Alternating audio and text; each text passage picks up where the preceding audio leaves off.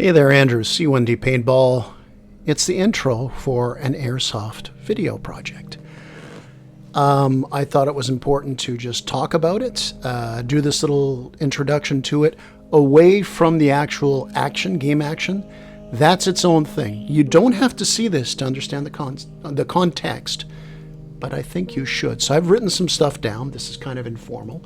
So I'm going to be reading off a screen as I go back and forth here. Yes, I got glare from my glasses because I want to see what I'm doing. As I get to that age, I got to see what I'm doing. First of all, this is the first time Connor and I played Airsoft. We'd always wanted to give it a try, and we did. And just to cut to the chase, we enjoyed it. It was a good time. That being said, I mean, paintball is our primary sport. It's what we know. It's part of a big community we're a part of that is great.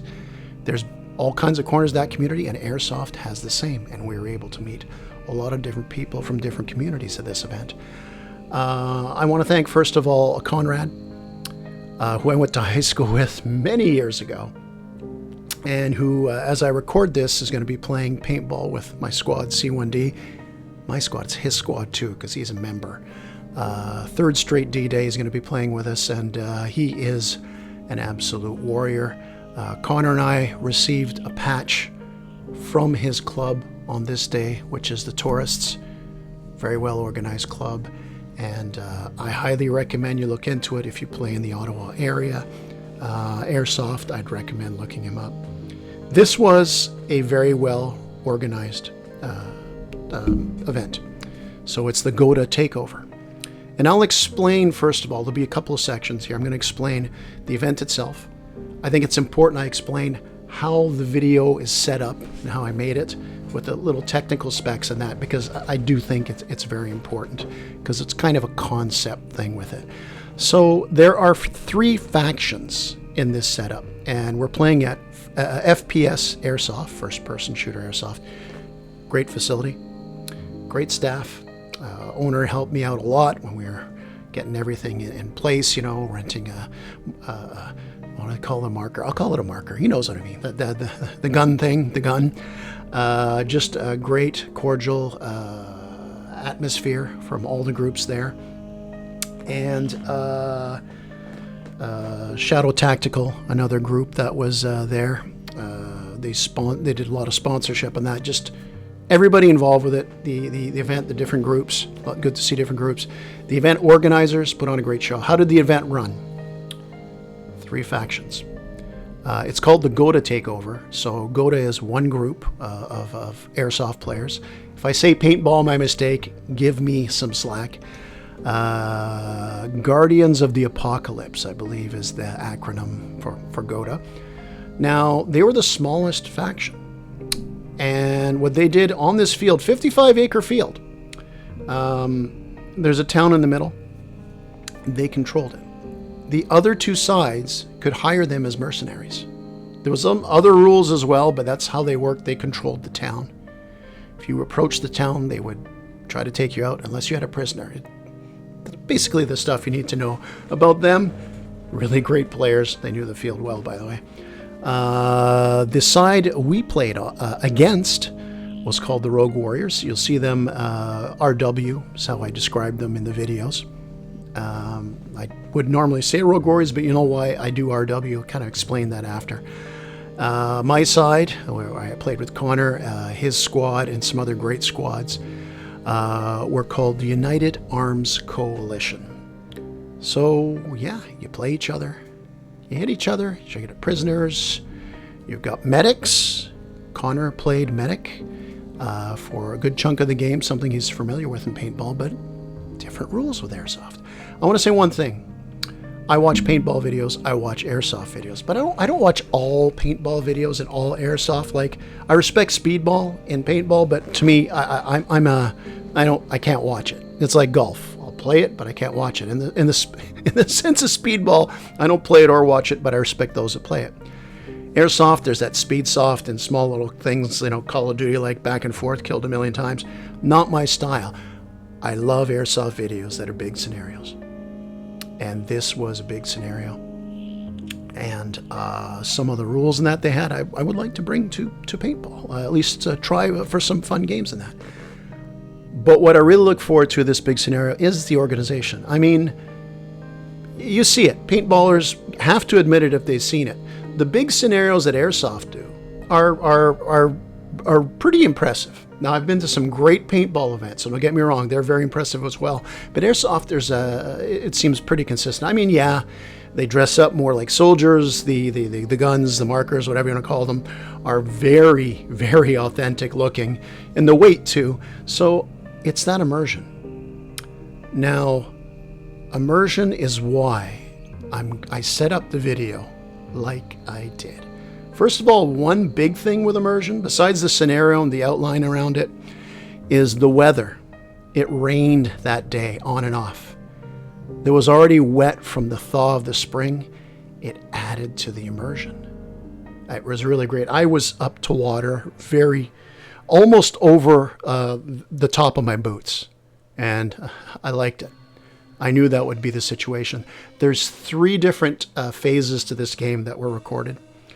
The first one is the initial insertion. The second one, I kind of play lone wolf, and the third one is ends up being a pretty fierce firefight on a road. So you get different angles of it. There's the longest section is the first one, the initial insertion. I don't cut much out. The scenario is about immersion, going in there, making every shot count. You don't get a lot of shots. So I kept the vast majority of when you see the stop and start of any of the 3 sections, very little of it is cut out video-wise. Sometimes there was. And actually, because I wanted you to feel, I'll get to why I did some cuts. I wanted you to go in there and feel what it's like, especially for a first-timer, to go out there and play Airsoft. As a matter of fact, to complicate things, to add a layer of difficulty, Connor and I were approaching at the field before it started. There was a map of the field. I said, "Do you want to go look at the map with me?" I saw it. He's like, "No, let's go in blind." I listened to him. I went in blind. So yeah, the immersion, very, very big, going in blind, so you'll feel it. Now, I set up the video. There's no overlay talking. My big D-Day videos, for those who don't know, and hopefully those that are watching this that play Airsoft, take a look at some of the other videos that I created, because this one is a little different. It's the same and different in some ways. One of the things I do is I do heavy editing on the sound to make sure the sound is good. I put my own original music on top of it to just keep it flowing. And some overlay talking. I don't do that with the action here. The idea for the whole immersion is that there's this world where C1D is next to this area where they're having this coup, and the government holdouts, the good guys, are the UAC. And before we decide we're going to join the fight, there's 2 covert ops that get dropped in, me and Connor. And that's the footage. But we're new. Now, I mentioned I cut some stuff in and out. I cut stuff because if you played with me or seen some of my videos, I do a lot of jokes, a lot of dad jokes, especially here I'm nervous. It's new. It's how I am even when I'm not nervous. And I just want to try to fit in. So I felt as I went to put the whole idea that this is like found footage, before they join the fight, this is 2 covert ops kind of scouting the situation. So it's like I'm telling my dad jokes, so I beep it out. When I say Connor's name, or he says dad, I beep it out. And the idea when you're watching is like it's audio redacted, as if we're saying secret stuff we don't want anybody to hear. Now the cuts I did, you'll see, and the cuts weren't smooth, pan in and out. It'll be like a flicker, I think the transition's called, it's a glitch transition. When I would do something like, because it was raining, I'd wipe the lens of my camera. I cut that out. A couple times I got on one knee, and the trigger was so sensitive that I would hit the trigger and it would fire shots into the ground and just looked just bad, and I'd say like, oh shit, that was me. So I mean, that's why I did a few cuts in it. So there's no question when I'm trying to immerse to make it look like it's lost found footage, there's only so much you can do. We revive each other. We're not really shot. So the element of reality is there. But the whole idea is, you know, found footage. Now, I'm just reading off this here so I don't forget. I mentioned, yeah, it's a totally new world to us. Slow pace in the first section. Tactical discussions. You'll see us at the first section where before insertion, Conrad's talking. We're just getting into it in that. Yeah, there is a little standing around at times, but that's part of it. Yet the heart's pumping, the mind's reeling. I didn't put that music. I chose not to run any filters on the sound. Now, my camera, because it was raining, is in an extra secure case. The sound isn't great. I had stabilization, but I put it kind of at a medium level. I felt I would give it the Saving Private Ryan kind of treatment where it's raw, it bounces around, the sound isn't perfect. Now there is shaking sound because of the cold and that the camera actually shook a little bit in the frame, so it kind of cracked a couple of times more than I like. But again, the idea of this guy slaps the camera in his mask or his little case, he goes out and he fights. So did it work as well as I thought? I thought it worked well. Could have worked better. Things can always be better, but I thought it worked well. It's kind of, am I experimenting? Was my first foray into making video for Airsoft? To a degree, yes. I think it works. I think it gets it done. Again, if you're watching this, if you're an Airsoft person and you've never watched any of my videos, because, you know, I'm a paintball guy, I urge you to just watch a couple. You don't have to enjoy it because it's not Airsoft, and I get that.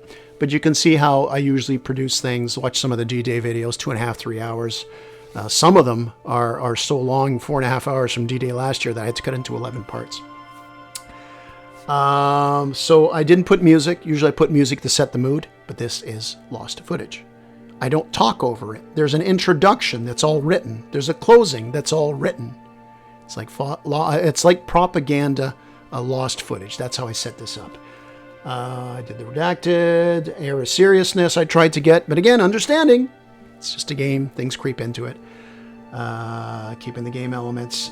So many sponsors in paintball. That's one little... Among the things I found out my first day of paintball. First of all, I don't know why people argue what hurts more, paintball or BB. Neither of them tickle. Paintball can really slap you. Really slap you a lot harder. Especially you're playing in the winter, you're using those frostbite balls. But it doesn't matter. But, yeah. You know what? Paintballer hurts more. I wish it didn't.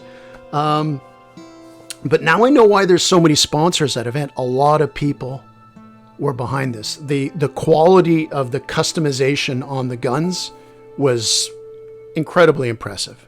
People had their personas dressed certain ways, and you know, you're able to go out there, play this fun game, and get away from reality, which I didn't mind.